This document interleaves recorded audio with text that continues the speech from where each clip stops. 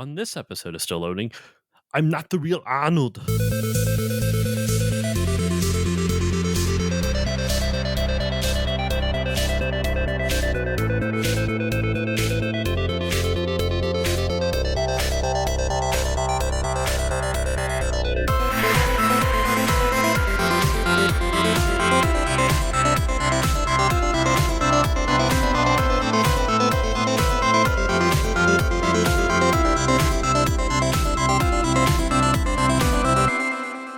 Hello, everyone, and welcome to this new episode of the Still Loading podcast. I'm your host, Josh Koval, and today on the show, oh man, it's so hard I'm fighting back, slipping back into my Arnold voice, as bad as that is, as bad as the voice is. It's so hard to fight it. But no, this week we are going to be talking about a classic, an arcade and NES classic, one of the most influential games of all time. We are going to be talking about Contra. Specifically, I'm assuming for the NES, if I'm correct with what my guest and I planned ahead. But we're going to be kind of talking about the first game in the series and all and around that. But with me today to discuss the first game in the Contra series is Matt of the Monster Madness podcast. Matt, how are you doing today? I'm good. How are you? I'm doing fantastic. It just regurgitated out of me. You looked a little surprised that I asked how you were doing. I feel like, gotta make sure people are doing good. I'm doing pretty well. It's been, I'm glad we were able to chat as much as we did beforehand, believe it or not. Absolutely. I know we were joking around about off mic about, oh, we've been talking for a while. I needed that to wake myself up because I was nothing with you. I've been exhausted all day and now I'm wired and awake. So I'm good to go. And we are here to talk about the original game in the Contra series, just simply named Contra. I keep feeling needs to be more to that, but it's just called Contra. I believe there was one before it, to be honest. So I went back and replayed it yesterday. I have the Contra collection on Switch, and there's at least one listed before it. I think it was the original Japanese version. It's just like a worse version of the NES one. Not saying that the NES one's bad. I think it's one of my favorite games of all time. Well, the arcade version of the game did come out before the NES version, so that might be what you were thinking of. And the arcade version is different than the NES version. It has a different mission structure. And as I found out, because I actually have the manual up in front of me, the story in the NES version is different than what's in the arcade version, which is really strange. But so the original game came out on February 20th, 1987 in Japan, sometime in March in 87 in North America. And then I'm not going to list all the release dates because we'd be here forever, but at least for the NES/Famicom release, it came out on February 2nd, 1988 in North America and February 9th, 1988 in Japan.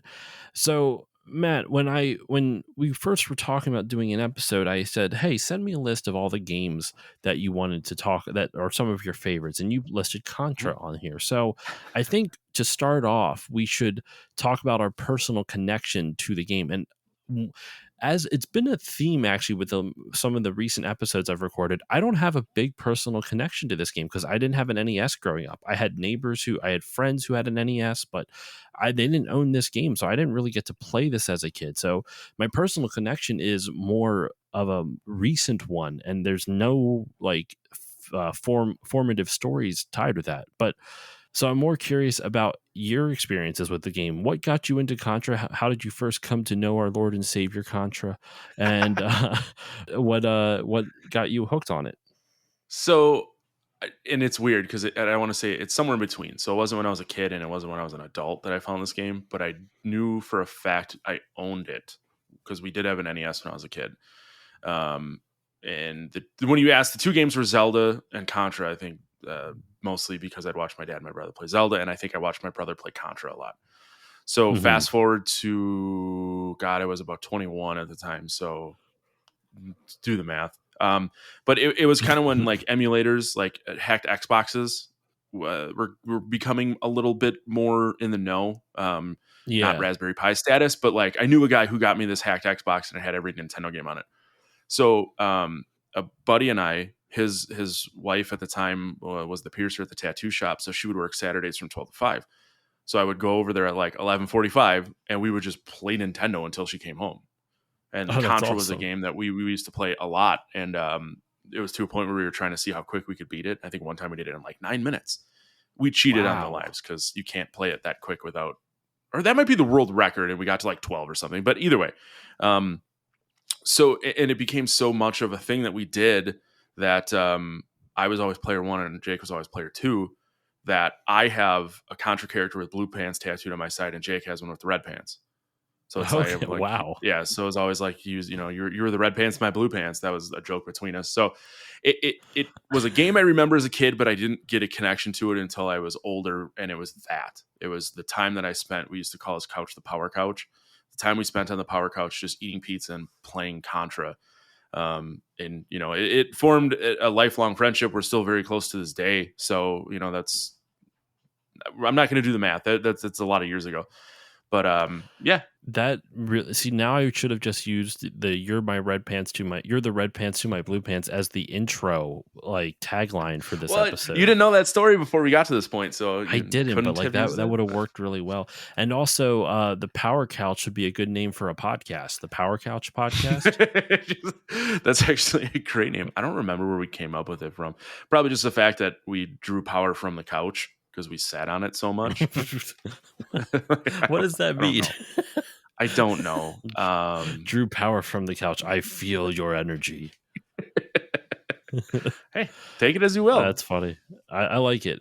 I think all gamers draw powers from their respective couches. That's actually funny you say that, because it's true. Because it's like when you game, and I'm sure you're the same way I am, I have to be in my spot. If I'm off, the TV is looking too big, it's too small, I'm not comfortable, I'm always shifting. It's like I got to be in my spot to make. You're playing through your peripheral vision. No, I can't do that. Or when your wife stands in front of the TV, then I have to give her you're a better door than a window. And then she just does it just because she knows it annoys you. That's how you know it's love, though. Yeah, right. Oh my God. All right. Like I said, my formative experiences is none. Like, I've known what Contra is for years. I've played Contra. I actually beat it for the first time somewhat recently, but like you, I used the code to get 30 lives, and actually with co-op, it's a lot easier with co-op. Though some people say it isn't. Some people say it's harder with co-op. For me and my friend, it was just easier because when you lose all 30 lives and you die and you get to continue, you get 30 lives again. So it's like as long as you don't run out of continues, you effectively have like 60 or 90 lives or some shit like that. Like, depending on how many continues you have, it's like, it's pretty fair. I think we finally ran out of our 30 lives by the second to last level. So we only used one continue, and then we moved on and we beat the game. For those who don't remember, by the way, what the Konami code is, it's the up, up, down, down, left, right, BA select start, or BA start, depending on the game. And it was popularized in Contra. Like, people associate the Konami code. I said that really Philly, like associate. Let me redo that. I've never said I say associate, not associate. That was just really weird. I'm going to leave this in. That's actually kind of funny. That's fine. People usually associate whatever. I don't know if I'm fucking speaking with a Philly accent anymore. I'm not even from Philly. That's the worst part. But they usually associate it with Contra. Like, those two are so synonymous with each other. So it's obviously it's one of the most important games, not just for that, but for a number of reasons. Some fun facts that I looked up about the game. Let's first start off with the main characters here. So, Matt, would you say you're a movie aficionado? I mean, you do the Monster Madness podcast. You like movies, right? I like movies. I wouldn't go with aficionado, because I like to admit that I'm just another stupid idiot. But I have watched a lot of movies in my day. Would you classify yourself as a movie lover, not an expert? Yes, absolutely. There we go. Lovers, not experts. So the cover of this game, you can tell, is very much inspired by Predator. It's specifically Arnold Schwarzenegger, hence the bad impression at the beginning of the show. Arnold Schwarzenegger very much defined the look of your two characters, Bill and Lance. And the pose that you see for the guy on the left, which I don't know which is which, in all honesty, is Bill the blonde one and Lance I don't think it matters. The brunette. I don't know. I don't fucking know.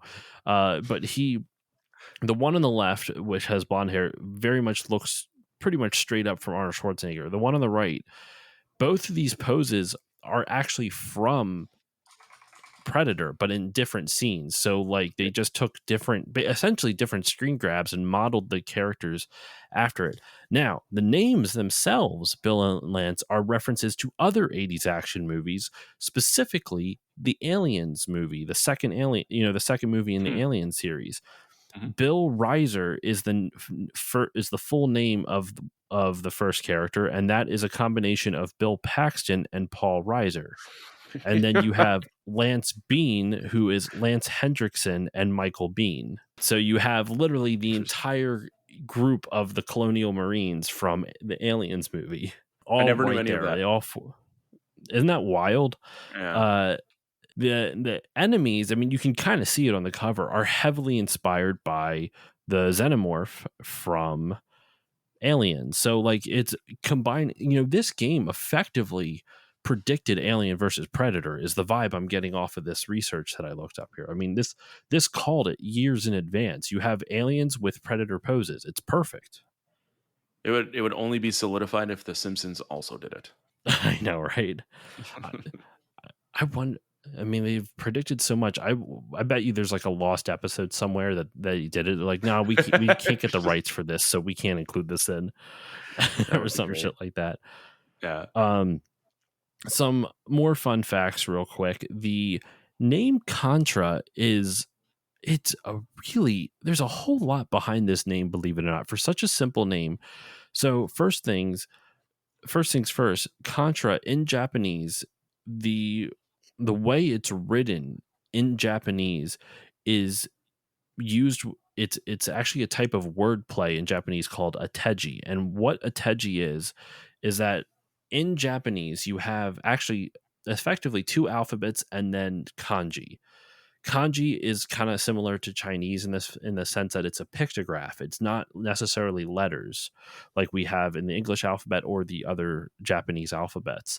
Kanji, so like if you see you have a kanji for car. So instead of having to write out all of the letters of car, because car in Japanese is kuruma, which is 3 different letters, you could just draw the kanji.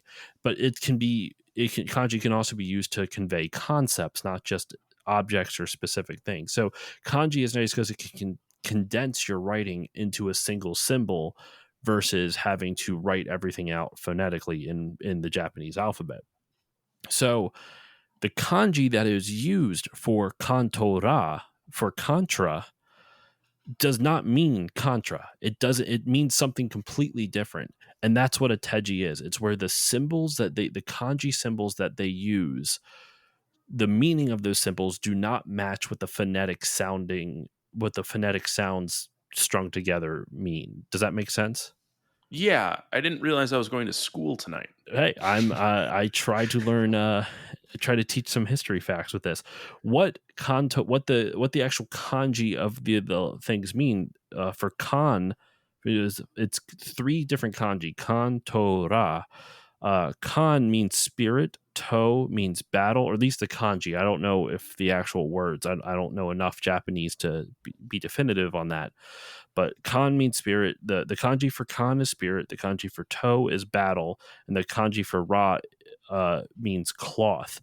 So spirit, battle, cloth is what the kanji actually kind of writes out, and it could actually. Some people speculate that it references the headbands, like the Rambo style headbands that the dudes wear in the game, which is a bit of a stretch, but I could at least see it. And then the name Contra itself, what that references to in the crux of the story is that a Contra is a rank in this like fictional soldier universe, where it was a rank a soldier could achieve, and it was the idea that they mastered their fighting spirit and rebel tactics. And the name most likely is linked to real life Contras, which were US backed rebel groups that were trying to overthrow the Nicaraguan government. So like it makes sense. They're they're a small group, small unit, 2 guys going in and fighting this occupying force, like the Contras, a rebel group in the Nicaraguan government were doing. And so it even references this. It even references this in the final bit of music in the game. The game's ending music is called Sandinista. I don't know if I'm saying that correctly, but that's a reference to the Sandinista Liberation Front, which the Contras were fighting. So the final area's music is named after the enemies that the Contras were fighting. Like, it's pretty on the nose, but you wouldn't know that just by reading the name Contra. Absolutely. Like I said, I was joking about the school thing, but it's like I never knew any of that, but I also didn't do any digging, but it makes a ton of sense. It was a weird time in the world, lots of wars and battles and shit like that going on. So you're putting out a game like this, plus you have Predator that came out, and there, 80s were a wild time, man. This game has a weird history with localization too. Like, just like you're talking about, like the 80s were a wild time. Like, one of the reasons that people think, I don't know if this is 100% true, but the sequel to Contra is called Super C. So, like, why did they drop the Contra reference or moniker? Well, because after the first game's release, there was a scandal during the Reagan administration called the Iran-Contra affair. And it was all kind of all in regards to this. So to remove any bit of tie-in with this, they just got rid of Contra and called it Super C. And that's also why some of the later games also still didn't have the Contra moniker. And then after, a couple years later, they're like, fuck it, and they brought Contra back. But for a couple of years, they didn't use the term Contra because it was too closely related to the Iran-Contra affair. Which is, I know nothing about, but apparently it's according to Wikipedia, it was marked had the largest number of convictions for administration officials for any president in American history. 138 officials were convicted from this Iran-Contra affair, which is just wild to think. So yeah, anyway, that's all the fun facts I had for this. I tried to look up some developer interviews and I couldn't really find, I couldn't get to read it. There was an interview that I found with the composer of this game, but it was on oneup.com, which has been long dead. And the only way you can find it is on the Internet Archive in the Wayback Machine. And I don't know how to operate that thing. So if for those who are interested, there is an interview with the music composer for this game somewhere on the OneUp arcade, or not the OneUp arcade, the OneUp archives for the old website. So that's all I had for history. Now I think is a good time to dive into the actual gameplay. Oh man, where do we begin? Like, what hooked you to the gameplay of this first? Like, what really made you gravitate towards this game when you were playing it with your friend? I don't even know. Probably the fact that we just both played it as kids, but then it was like the memories of playing it as a child and like the satisfaction of beating it.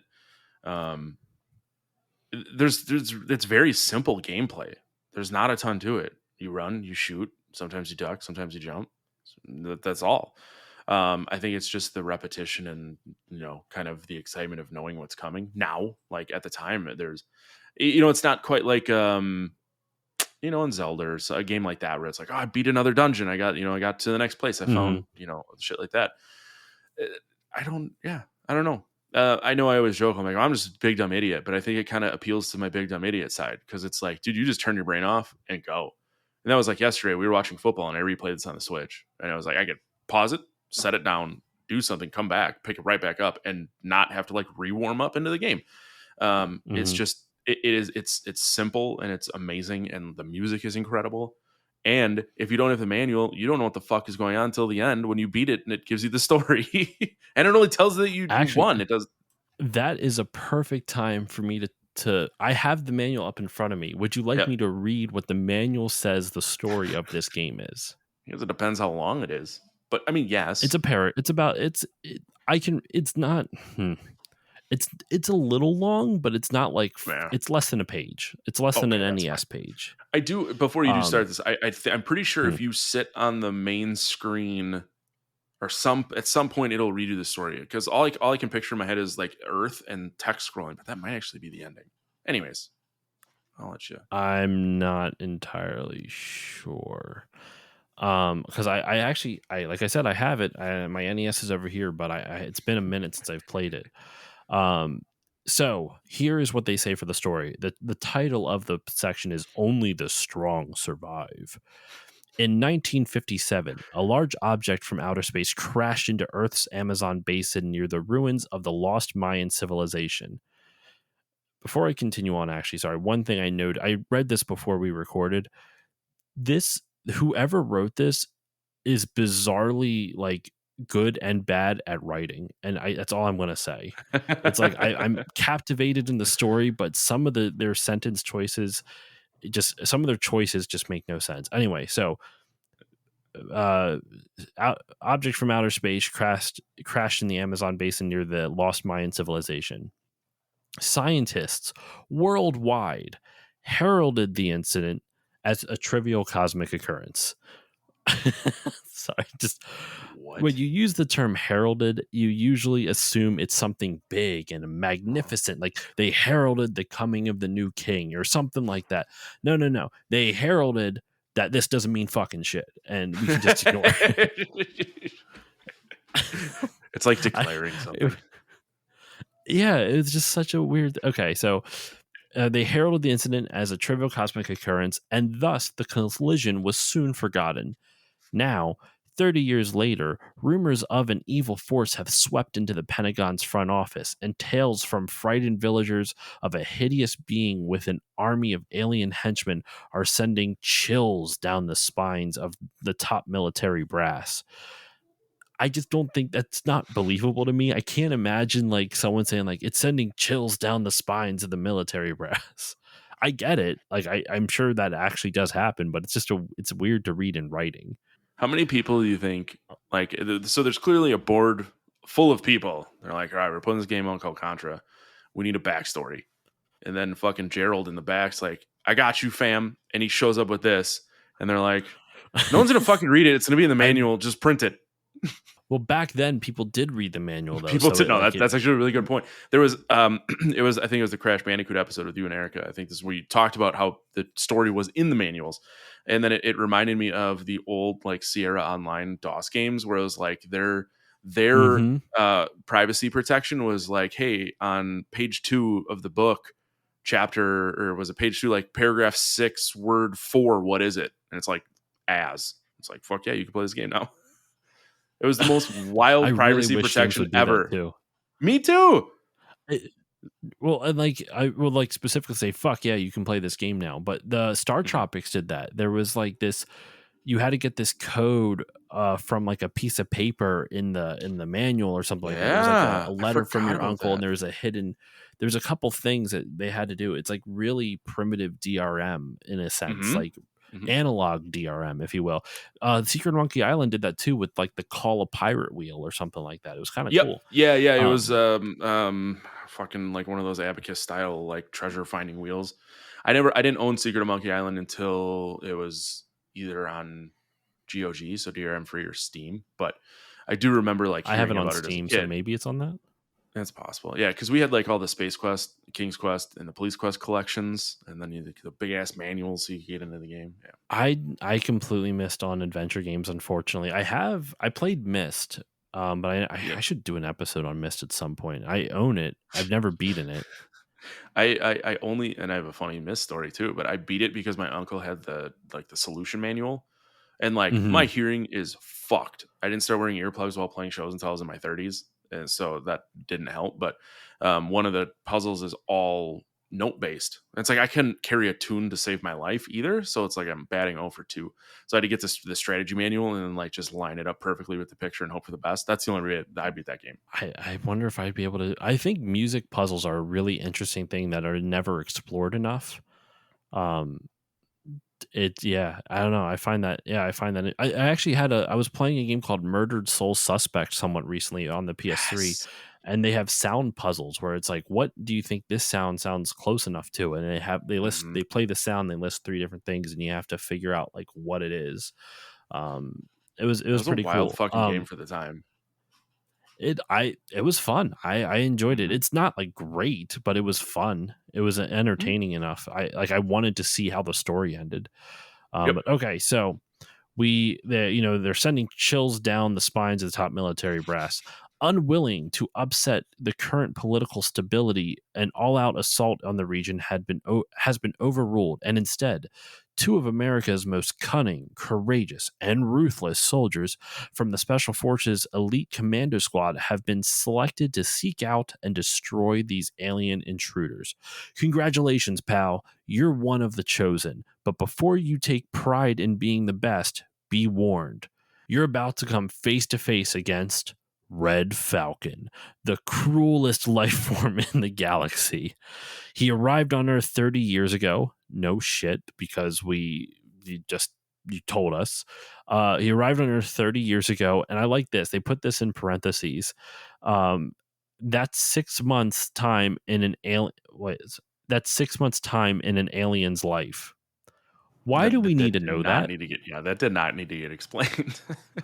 Like, it doesn't add anything to the background. Like, you're not telling me enough about if you're going to tell me that, you might as well just break down the rest of the biology of Red Falcon. Like, you just might as well break down like everything else about whatever this thing is. um Anyway, so 6 months of alien's life and he wants to establish a foothold from which he will attempt to conquer our world and then use it as a stepping stone toward his ultimate fiendish goal: domination of the entire universe. Needless to say, playing hero won't be easy, but you have no choice. You must be a hero, because if you fail, life as we know it will cease to exist, and the vile Red Falcon will rule forever. If you succeed, well, it doesn't matter, because I doubt you will. And that's how the story ends. I mean, I have a couple issues here. If you're gonna play hero, why would you show up in just pants and no shirt? Um, Something I thought about when you were talking is like, so that could have just been like aliens landed here 30 years ago. It's this Red Falcon character. You got to go kill it. Like, expand on that. We didn't need to know about the spine chilling. You didn't need to explain that 30 years is 6 months. You didn't need to say that it was 30 years, because we could do the math. But also, why are there humans fighting for Red Falcon? They don't explain that. I Because mean, I you think don't these see are the shrimp supposed to until the be end. aliens. I think they're supposed to be aliens. They say they're aliens, but they don't look like aliens. Maybe they're No, not at humanoid all. aliens? That would be the best way to explain your way out of it. I'm trying to look up like pictures of Contra bad guys. Well, while you're looking Uh, that up, what was weird is the arcade version had a slightly different plot. They apparently in the original game, the game actually takes place in the distant future of 2633 AD. Sorry, the distant future of the year 2633 AD. And it's the Red Falcon organization. It have set a base up in the fictional Galuga archipelago near New Zealand to wipe out humanity. And the name of the characters are still the same. It's the Earth Marine Corps Contra unit. So it's weird. Like, they call it the Evil Red Falcon organization in the original version, but it's not an alien. But it but it still takes. It's like they take one sci-fi aspect from the arcade game, the futuristic part, throw that out the window. But we're mhm. going to bring in aliens, which is the other sci-fi aspect that doesn't seem to really be in the original one. It's so weird. So back to the enemies. The closest one that looks somewhat like an alien is the soldier that runs at you, because it has like a bulb on its back. Otherwise, the sniper looks very much like a person. The scuba soldier is a person. The gunner is a person. It isn't until you get to the bosses, obviously an alien head, the alien mouth. The whole last stage is just aliens, and they're Mm-hmm. called shrimp, or they're called floaters, but they just look like shrimp to me. Other than that, the bosses are really the only thing that's somewhat of an alien, and even that, not that I care. It The doesn't bosses take away from the visually are game. super fun in this. Huh? Like Absolutely. I think the bosses look fucking amazing. Real quick before we get to the bosses, though, Mhm. some of the we were talking about the gameplay before we got into the story here. Just like you said, you kind of you run from the right, you left to right, you shoot aliens. What I think makes this game stand out, obviously, it's known for its difficulty. People know Contra is one of Yeah. the most notoriously difficult games of all times. Funnily enough, the Japanese version of this game is easier than the American one, which a lot of people have that misconception that, like, oh, games were harder in Japan because Mega Man 2 was like that. There was the easy mode. There was easy and normal mode for the US or North American, excuse me, Mega Man 2, and Mhm. normal mode was just the only mode in Japan. Um, so there's this perception that the North American releases were easier than the Japanese ones, and that's not the case actually. Bayou Billy is like one of the most common examples that it was just relentlessly difficult, and Contra is like that too. Super difficult. You have a ton of different power ups. You have the machine gun power up, you have the laser power up, you have the fireball, the rapid fire, spread gun, which is most people's favorites. It's my favorite power up. What about you? Same. That's really the only power up. Like, the laser was stupid because if you hit shoot twice, it would like restart it. So I remember that always being annoying. The fire one came in handy sometimes if you were shooting at a turret and you were laying down, or something that was just a little bit above you because it made the circle. Machine gun was fine.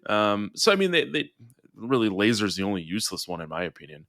But later on, like, and I don't know how much you've played of the later games, like Super Contra or Super C, whatever.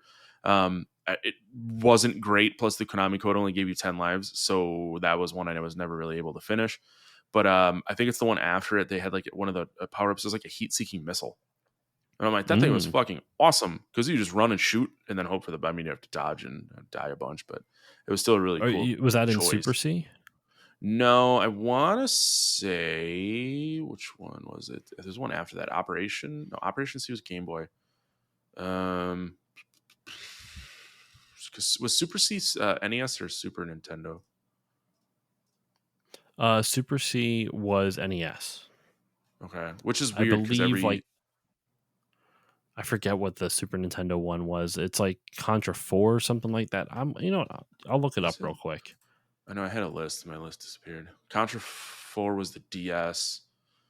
Contra Shattered Soldier was PS2. Neo Contra was PS2. It's Contra 3 The Alien Wars is the Super Nintendo one. Contra Force was also, no, that was an NES game. Then Contra Hardcore was, I believe, the Sega Genesis game. Yeah. What Okay. and just because I hovering over it got me thinking, in outside of the US and outside of North America and Japan, this game was called Probotector because Contra was called Probotector in Europe specifically because uh, in Germany they had a law prohibiting like basically violence towards humans in a lot of media for that was geared towards kids. So they had to completely redesign the visuals to make every character pure robotic. Mm. Yeah, the specifically prohibits sales of violent video games to minors. So they changed it to Probotector to get around that, and there's nostalgia for Probotector over in Europe. I do find it interesting that it was basically Germany's censorship laws that made them change the entirety of the power region. So because of Germany's laws, the UK, I don't know why I said Germany so weird. Because of Germany's laws, the UK, everywhere else in Europe, it was Probotector. I find that super fun. It's up there with like the UK having mutant hero turtles because Ninja wasn't a thing. I remember that. Yeah. Huh. Isn't that wild? Probotector is a cool name. I'm not going to lie. It also sounds like it's a medical procedure that you don't want, but God damn it! I got a Probotector on Friday morning. I got to go see the Probotector today. It's like It's an automatic prostate machine apparently in the future. We could market this. That's We what could the be rich. Probotector is. It's an automatic prostate checker. Hello, sir. You have prostate cancer. I am sorry. Just the coldest voice possible. But then it has to give you like, you have 6 months and 7 days, 32 seconds to live. Like, oh shit. How would you like Probotector to comfort you? Would you like a box of kittens? And B, but the best a part is ice cold beer. after it offers you these options, it just a credit card reader comes out. It's like, please play Probotector. C, a gun to the head. Just The last one's just suicide. That's all. I see you got the Dr. I'm sorry Kevorkian model. Yeah, the Dr. You should maybe cut that out. Oh my god. I shouldn't make jokes about that. I apologize to anyone who's dealing with serious. I'm not trying to make light of it. Oh my god. Anyway, we're going to move off of that. Yep. So the rest of the gameplay, though, like we said, there's all the different power-ups. There's a total of 8 different levels in the NES version. There was only 7 in the arcade version. They actually combined, I believe, levels 3 and they combined 2 levels in it. Waterfall was one of them. I'm blank, or maybe it was like the first 2 levels they combined together. I'm blanking on it exactly, but they combined 2 of the levels, and that's in the NES, or they split apart a level in the arcade version and put into 2 different ones. And the levels in this, they pretty much alternate between 2 different camera viewpoints. You either have side scrolling or like kind of a from the behind camera viewpoint, which I'm going to be honest, kind of holds up still. Like, it's really clever how they did that. Like, it's kind of primitive, like what the fuck did Sega do with their scalar technology. Kind of reminds me of that a little bit, but it's cool because a lot of times, games back during the NES era, when they try to switch up genres or at least change up gameplay mechanics, they would go way far off. Like, I mentioned Bayou Billy before. You start off with a side-scrolling like beat 'em up style game, and then it goes into like a driving section, and then there's a light gun section. Like, they just throw everything at the wall just to see what sticks. And in this, they keep the core mechanics relatively grounded. It's still a shooting game. They just change the camera angle, and I think that's why it holds up decently well. The difficulty is not fun for me personally, but you know what? It's just, it is what it is. That's just how the game was. One hit kills. You have to hope you don't lose your shit. And each of the levels, you have the jungle, you have base 1 as it's called, then you have the waterfall, then base 2, and the base sections are the ones that are like, there's only actually 2 from like with the camera from behind, and it's base 1 and 2. The rest of the game is all side scrolling, and then you have snowfield, energy zone, hangar zone, and then finally the aliens lair, which is just a giant xenomorph. And I'm looking actually at the picture of the manual right now, and they have little thumbnails of like drawn, like it looks almost like hand drawn cartoons of each of those levels, and it's really fucking charming to see. Like, it's surprisingly well detailed. Like, it doesn't give anything away for the level itself, but you can look at the thumbnail and know exactly kind of like what you're gonna get in each level. And when you look at the aliens layer one, it is the funniest thing ever, because it's these 2 tiny little humanoid figures and these little pew pew like ball shots going up to this giant alien head. Do you see what I'm talking about? No, I don't have it up. I will I was send trying to you find what the arcade game levels were smashed together. I can send you a link that to a website that you can look at the manual like in browser. Uh-huh. It's crazy, and the levels that we're talking about. Hold on, I can look it up for you real quick, because um I did have it just a little bit ago. Hold on, let me see here. Oh shit! Yeah. So while you're looking that up, I guess one of the weirdest things that I ever thought about this base is like, how do you get from a waterfall to a snowfield to then an alien layer? Like, it seems like they just kind of needed other backgrounds to make, so that's why you go from the jungle to the waterfall. Makes sense with the base in between, and then the base to the snowfield is The energy zone also didn't make sense, because you go energy zone to the hangar to the aliens layer, it seems discombobulated, but it's also a time where like none of that really mattered a ton. Like the games weren't as story driven, or there wasn't a huge requirement for story like there are in games now, at least in my opinion. Also, wasn't a massive tutorial to be able to play it. Okay, so I found out what they did with the Mhm. stages. Stages 2 and 3 in the arcade game were merged together. And so because they did that, that bumped the waterfall level from stage 4 in the arcade game to stage 3 on the NES game. So effectively, stages uh, 2 and 3 of hold on, this doesn't make any fucking sense. The NES version, this is Wikipedia listeners. The NES version recomposes the 7 stages of the arcade or the arcade version into 8 stages. Stages 2 and 3 were combined into one stage, resulting in the renumbering of the waterfall level from stage 4 to 3, while stage 5 and 6 combined into the new stage 4. Okay. I'm so lost. I don't understand any of that.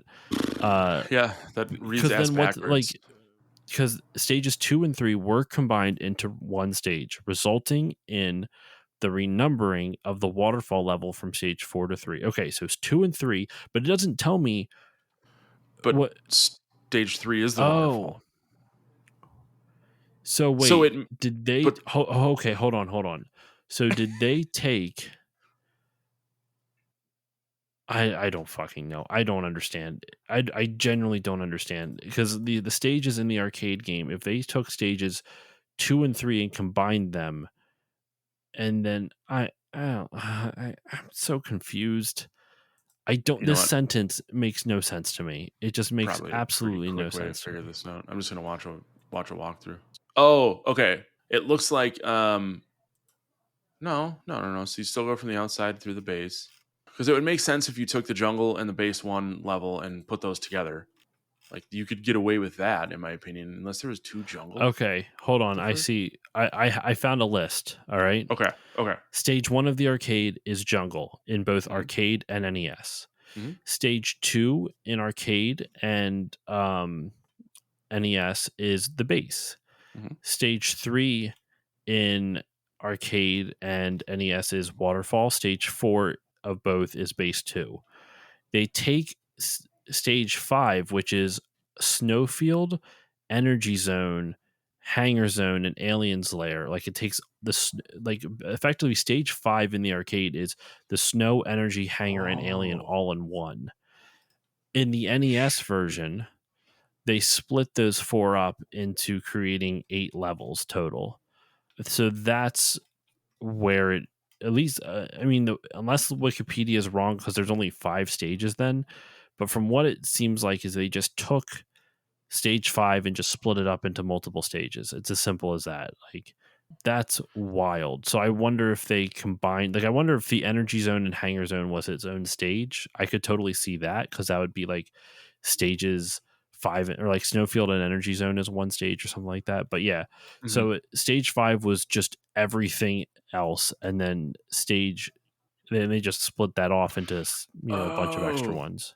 So I just got that. So I just got through what would be the boss fight on the snowfield, which is the big ass armored guy. So in the arcade Mm, version, when you kill that guy, you just walk to your right, and then it turns into the beginning of the energy zone. So okay, you're correct. They 100% just jammed all of those levels into one, and then the same thing you instead of get splitting it all to. up, yeah. Yep, you fight another big guy at the end of the energy zone, and then it turns into the hangar zone. And I'm going to assume the same thing happens to get to the shrimp. Probably. Yeah, you just It walk. is very strange. You would walk past, and like the background shifts. That's all that happens, and now you're in the alien layer. Huh. I always find it crazy. Like I understand they make concessions for like when they, especially back then when they would make concessions to port an arcade game to the NES. But I Yep. always find it weird when they like it's a completely different like level structure. But anyway, so let's talk about some of these bosses now. I like the bosses of this game are super inventive. I feel like I don't know if how inventive they were for the time. I'm not necessarily great with the context of like what else had come out in 1988 on the NES, but what I love about the bosses in this game is that it's such a variety of different things. Like Mm-hmm. the first boss is effectively a wall, and Mm-hmm. the second boss is kind of also a wall, but from a different camera angle. So it's got like a bunch of different points of contact that you can damage it at, so you can shoot it all, a bunch of different places. Um, and as you go along through the game, there's tons of other different boss types. There's like little alien creatures. I think one of the most visually interesting ones to me, I believe it's at towards the end. Yeah, the end of the waterfall level. It's this giant alien head mounted Mm-hmm. on top of like a door and like a rock wall. It looks really cool. It's a really well designed like pixel art character. It looks, if anything, I would want like, I could see someone getting a tattoo of that like on their back, like spreading across like from shoulder blade to shoulder blade, It's a commitment right there. You have to really fucking love Contra. And then another Someone guy gets the does. Probotector tattooed on their butt. Oh my god.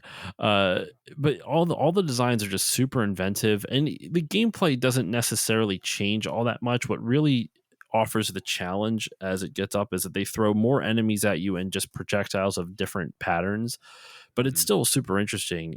Matt, what are some of your favorite bosses in this game? So the one that you mentioned, the waterfall one, because the arms, like it was just a little different. Both base ones are pretty rudimentary and they're similar. The like hovercraft at the end of the snow level is really cool too, because there isn't a Hmm. ton of variation in the bosses, and the majority of them, if you play the game enough, you just get to like that sweet spot, and then you just Hmm. shoot.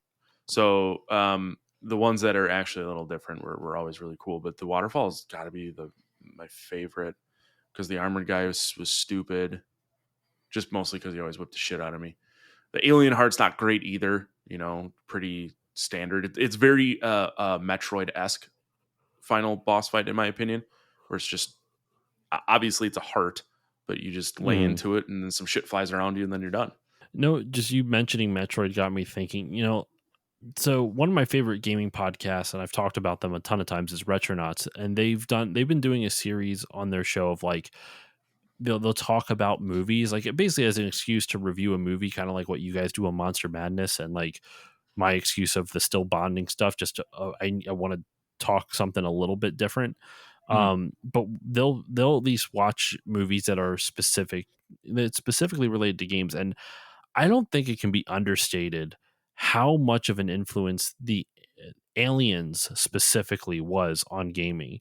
Like almost everything about Contra revolves around aliens. You have your character, all the characters' names are based from the Colonial Marines. The enemies are based off the Xenomorphs. And the reason I thought about this is just because when you mentioned Metroid, like the storyline of Metroid very much mimics the story of the Alien movies, because Samus eventually gets like infested with a Metroid and she kind of becomes conjoined, like a hybrid species type of thing. And that's, spoiler alert for a movie that I don't think I've even seen all the way. Alien 3. I mean, that's what it is. Like Ripley Yeah. becomes like tied with the alien and she becomes the alien's mother or whatever. It's stuff like that. And each of the Metroid games kind of goes along that same vibe as like the Alien movies, before they kind of went a little bit off the rails, but you get the idea. Mm. I just, Aliens specifically though, like it really had such a big influence on the rest of, I mean, just games in general, like so many sci-fi influences. There's a fucking game on the NES just called Xenomorph. Yep. Just, it's not great, but it's Mm-mm. a it it's just based right off Alien. It's crazy how much Alien has influenced so many different games. I may actually have to do an episode on the Alien movies at some point. Like, eh, I don't want to take a page. I've already like done enough. Like a lot of my stuff, I feel like it's a little too similar to what Retronauts does, so I try to stay away from some of their ideas as much as I can. But like, the more I think about it, the more Alien and Aliens just really has such a strong effect on the gaming industry. It's nuts. Well, I mean, there's that Alien Isolation game that came out not that long ago Mm-hmm. too.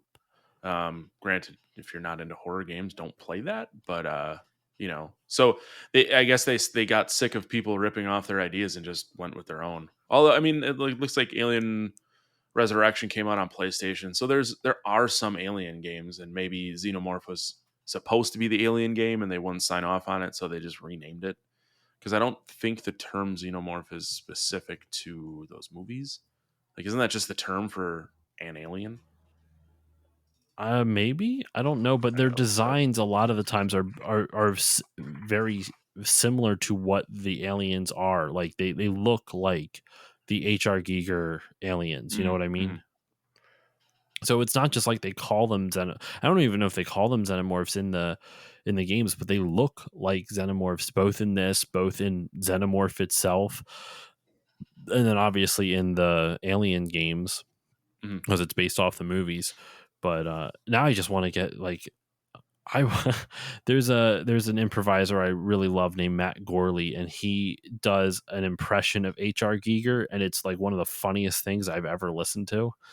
So if if there was ever a way I could get him to come on the podcast as H.R. Giger and we just review the movie the movie Alien, holy shit, That'd be it'd be fucking like awesome. that would be my heaven. Yeah. Because So, sorry. So real quick. So the term xenomorph means strange or foreign form. So xeno means okay, foreign or strange with the suffix morph, which is a shape or form. Word xenomorph in the context, a generic term for any strange or foreign form. okay, that makes sense. It's Mm-hmm. just um yeah, okay, that makes sense then. Uh Anyway, so what are some of your favorite levels in this game? Let's kind of talk. Let's shift gears a little bit and just kind of talk about some of the levels in here. Um, we don't have to spend time breaking down every single one because, like we've said before, it is relatively simplistic gameplay. Unless we want Mm-hmm. to really be obnoxious with this deep dive and be like, all right, and then you jumped on this pixel. Fuck no. I'm trying to think. There's like specific spots. Um, there are more spots that I hate than love, and I don't mean that in like a bad way, but it's like we were talking about the energy zone, and there's that spot where all the fucking lasers and fire and shit are, and it's no matter how you time it, it doesn't work. You have to just die and then use your 2 seconds of invincibility to move on. Um, hmm that and then the hanger zone, there's some of those frustrating like timing out when the shit drops, and there's one that kept killing me yesterday is where you just get to the end of it and then a fucking wall pops up, so you have to try and shoot Yeah. fast enough that the wall breaks down so you can get through before you get smushed. So those are hmm the more memorable parts just because they're consistently frustrating, whereas others I think are a consistent amount of fun and enjoyable. And I think the fact that level 1 is left to right, level 2 is from behind. Level 3 is you're Both. jumping upward. Yeah. And then level 4 you're back to behind. And then it isn't until the rest of the game, which what we had just discussed is the levels that originally were 1 that they broke out into 4. That's the only time that you have consistent left to right run and gun levels. And that's when the game gets really difficult, in my opinion. The snow level hmm has those fucking trucks with the spikes that if you don't kill in enough time, it just runs you over. And same with the energy and the hanger and all that shit. And then the final level is actually not too difficult. It's pretty straightforward. But so to answer your question in the most long-winded way possible is the whole game is generally pretty fun until you get to the super difficult parts, and then it just gets annoying. But you power on to win. It's definitely one of those games. It's a hot and cold type of thing where it's like it's super fun up until the moment where you're just like fuck this game, and then it's like all right, I can do this. Mhm. Um, I can see that. I think for me, I like this. It's not because of any specific gameplay mechanics, but I like the waterfall levels and the very first level, the jungle, just because I like the visual aesthetic of those levels. I'm a sucker for like green jungles and shit like that. Mm. If it was specific gameplay, I'd have to say I believe the hanger zone's difficult, but I like I actually don't mind the spike walls that pop up just because I find it kind of fun and like charming and like uh it's trolling but in a charming way. It kind of trolls you in a Yep. charming way. I like that. And I'm actually watching a long play of it right now of them of someone they're at the final boss right now, and the final boss it doesn't seem like that crazy difficult. Like like at Nope. least right now in the first phase It just shoots like really basic, like shrimp looking aliens at you. And But then I think part of the reason that we take it for granted is the game was meant to be played with 3 lives unless you found some along the way. But they provided a that's way so true. to have a hell of a lot more, and you can play What a a lot more fucking careless. unfair game.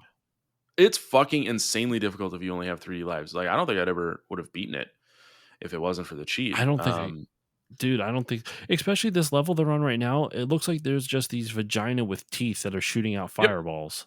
yep, That's And then there's like dildos hanging from the ceiling. yep. And the fireballs that it shoots is if you don't kill it quick enough, it turns into a heat-seeking missile. So you Oh couldn't even just run wow. past it because it would just start chasing you. But also, if you had the spread gun, all was good because you could just fucking run and shoot, and it would hit both up and above and below along the way. Hmm. That's what this guy has. Thankfully, he got the spread gun. Yeah. I mean, if you're a good player with the spread gun, you're pretty much set.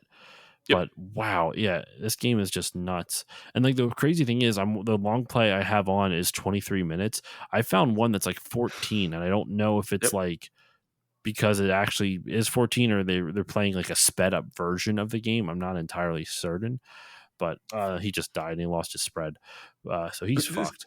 What were you gonna say? Uh, I was going to point out like it is not a long game, but I think the difficulty was supposed to make up for the fact that it is not a long game. It's supposed to be grindy. You're supposed to have to play it over and over and over and over and over and get that perfect run to even be able to get to the end, unless you're a fucking cheater. But Yep.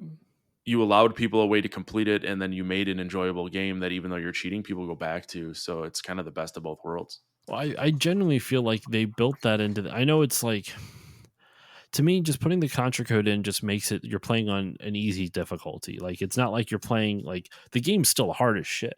Uh-huh. Um, Even with that, like it's still like incredibly difficult. But by getting those 30 lives, it really kind of levels out the playing field. Real quick though, you referenced before that the only bit of story you get is at the very end of the game. I'm going to read the final text. It's only like 2 sentences. Yeah. Congratulations, you've destroyed the vile Red Falcon and saved the universe. Consider yourself a hero. That is so anticlimactic. Well, And then it just especially goes get into credits. Sorry, go on. no. I was just gonna say, like, there really isn't. Did they not intend there to be a second Contra? Like, are you fighting Red Falcon in Super C? Once That's a good again, it's not a question. game that I've ever really gotten anywhere in because it's just as difficult, and It's there isn't the it's ability to more have. difficult, dude. I was trying to find. So I have the NES Classic, and I was thinking, you know what? Let Mhm. me play this a little bit again. Let me get re-familiarized with Contra just a bit. I mean, I didn't need to go into depth because I've beaten it before, I've played it a bunch of times, but I wanted to get Mhm. something. They don't have Contra on the Super Nintendo on the NES Classic, but they had Super C. I'm like, you know what? It's not the Oh same, but boy. I'll at least get the vibe of the gameplay in my head. Holy shit, that first level is fucking impossible. It I is don't know if I've ever so passed it. hard. Like, so the first level of Contra, let's break this down real quick. The first level of Yeah. Contra, it's a handful of enemies that show up. It's pretty much single enemies that just charge at you and they die in one hit. You don't have to do much with it as long as you just face the right direction or jump over them, because it's not like they stop and turn around to chase you. They just, if you dodge them, they just yeet themselves off the cliff that was behind you, that you just came from. There's not much to it. So you got a couple guys that shoot at you. You get some turrets, but in all honesty, the opening level of Contra, I think, is a very fair level of difficulty. It's easy to Mhm. die, but like it doesn't throw an obscene number of enemies at you. The very first level of Super C throws everything. I'm Like watching there it is right now. dudes fucking grenades up in the air, like there's explosions everywhere. You come in from a helicopter and it drops you into a war zone, and there is just no rest for the wicked in that game. That first level is something to behold. The first level of Contra, I feel, is honestly it's challenging, but it's not like unfair. This first Right. level of Super C seems incredibly unfair. There is just so much shit happening on screen at once. Like I think one of the hardest things, like, put in perspective, the grenade tosses that you see of like the random grenades that arc around, that's not something you see until midway through the first Contra game. It's in the Right. opening level of Super C. Like Super C does not fuck around, dude. It's a No, I tough forgot. game. I mean, it's not only from the front, it's from behind. Um, Mm-hmm. there's multiple spots where there are grenades, and the end boss, he's got the spread gun, so this is gonna be over before it even starts. It's the helicopter with like the 4 guns, and once you break it, then you get to like the heart. Pretty lackluster, I guess, in comparison to the rest of the level. But maybe they were like, well, we really tried to fuck him on the way up here. We'll just let him have a cakewalk to get through this. Might be one of the. I mean, it's one of those things where it's, it was an arcade game first, so they want to get those quarters in as soon as possible. I don't know. It's crazy, and we don't want to spend too much time on Super C because this was an episode on the original game. But I will say the Probotector title for this game, because as we know in Europe it couldn't be called Contra. Probotector 2: Return of the Evil Forces. Just the most It's just real nondescript. You don't want to get anyone in trouble yeah, here. like Super C is more interesting than Probotector 2. The fact that in general, when you have a sequel to a movie or a game, usually the flavor text at the end, like Toy Story 2, whatever, I know that's not a good example because Toy Story 2 is just Toy Story 2, but when they have like the little like descriptor at the end of it, Horizon Forbidden West, perfect example. It's not Horizon Zero Dawn 2, but it's, Forbidden West sounds interesting, Yep. um, Yep. Probotector 2 is more interesting than the text that follows. Return of the Evil Forces is boring. Probotector 2 sounds like the upgraded version of our favorite doctor. Yep. And who doesn't want a Probotector in their doctor's office?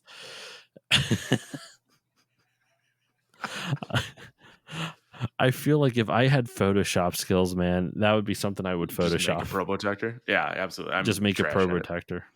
This is what I have Erica for. So Erica, get on it. I know, right? Uh, oh, that's so funny. All right, I think we are at a good spot. We can start wrapping up this episode. Uh, I think the last thing I want to talk about is just the music. Matt, you're a musician. What do you, like? If this is throwing you under the bus, just say, "Hey, like I don't have anything to say on this." But what are your thoughts on the music, though? It's one of the most iconic soundtracks of all time. But do you enjoy it? I do, and when we were talking about levels that you like, the first thing that came to mind is just the fact, like, dude, when you hit fucking start, and then you hear that do do do do, and you're fucking running, and dude, it's so badass, and then just the music along the way, it changes to reflect kind of the new area that you're in, or whatever you have going on, and at times that how tense things are getting, and for Nintendo, like you really only could do so much with music, and they found ways to make it. Every level's different, but it's still the same feeling, and it's fucking killer across the whole way. So huge fan. It's got those classic Konami drum samples Yeah, that sound as good as possible for the NES at the very least. The NES could only do so much, and Konami in general had good music for their games, so it does absolutely. have a standout soundtrack. I'm not great at describing music. It's never been one of my strong suits. So I'm just gonna kind of leave it at that. Like it's a good soundtrack. It's fun to listen to. A lot of you'll hear YouTubers use it as backing tracks for lots of Yep. things. So yeah, I think that's a good place to leave off this episode. Matt, final thoughts on Contra? Like what do you want to leave the listeners with on this episode? I mean, Fart if you've, noise. I'm sorry, yeah, fart noise. Like if you've never played it, you really should play it, especially if you do enjoy video games. Also, if you've never played it, I kind of want to talk to you to know why you've never played it and how you've never played it. Like this game is every fucking where you should have played it. Um, I don't know, like it's such a classic game. I don't know if there's anything that really can be said that hasn't already been said. I think that's one of the hardest things when you have a game that's covered as much as like this or like Mario. Like, what can you really add to the conversation?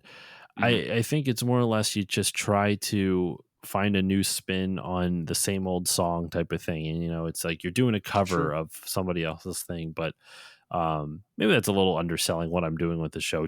I'm not cheap cover, listeners, I promise.